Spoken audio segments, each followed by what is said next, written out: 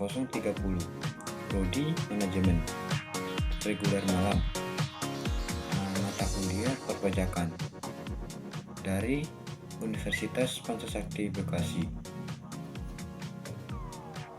Oke, dalam mata kuliah perpajakan ini ada 3 pembahasan yang saya bisa paparkan.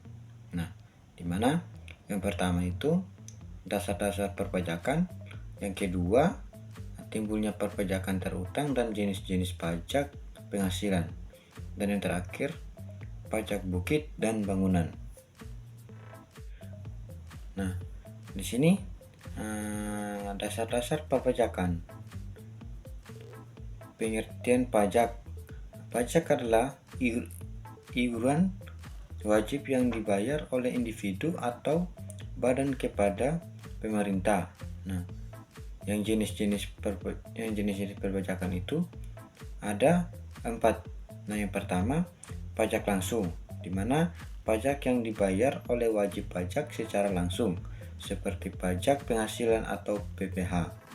Nah, yang kedua pajak tidak langsung, di mana pajak yang dibebankan pada barang atau jasa, seperti pajak pertambahan nilai atau PPN. Nah, yang ketiga prinsip perpajakan, keadilan, pajak harus adil dan merata. Nah, yang terakhir kepastian, di mana wajib pajak harus tahu berapa yang harus dibayar dan kapan. Nah, di sini ada timbulnya pajak terutang. Nah, ada 4. Yang pertama itu penghasilan. Nah, pajak terutang pada saat wajib pajak memperoleh penghasilan seperti gaji, keuntungan usaha, atau dividen. Yang kedua, transaksi jual beli.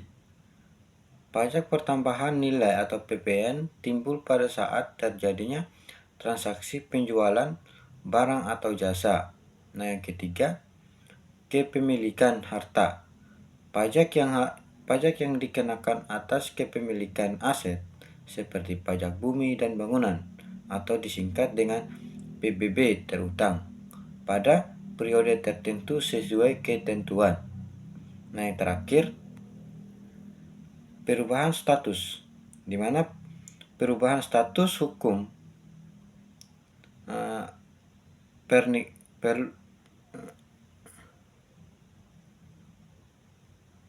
pernikahan atau warisan juga dapat memengaruhi pihak terutang.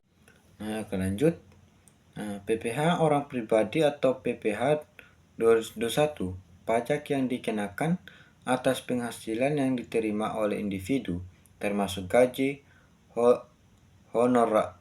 honorarium, dan penghasilan lainnya. PPh badan atau PPh 25-2Ki, di mana pajak yang dikenakan atas penghasilan yang diterima oleh badan hukum, seperti perusahaan yang dikenakan berdasarkan laba yang diperoleh. PPh pasal 28, PPh pasal 22, pajak yang dipungut oleh pemerintah atas transaksi tertentu, seperti impor dan transaksi perdagangan yang dilakukan oleh badan usaha.